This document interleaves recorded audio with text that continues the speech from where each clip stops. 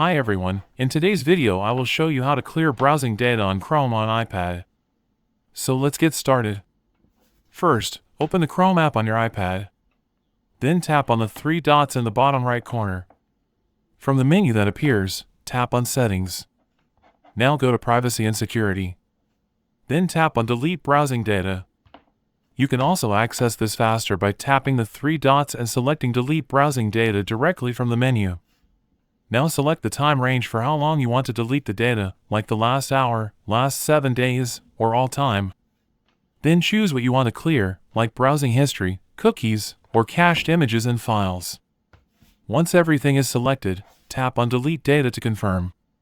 After that, your browsing data will be removed from Chrome. And that's it. You have successfully cleared browsing data on Chrome on your iPad. Thanks for watching. Don't forget to like and subscribe for more quick and easy tutorials.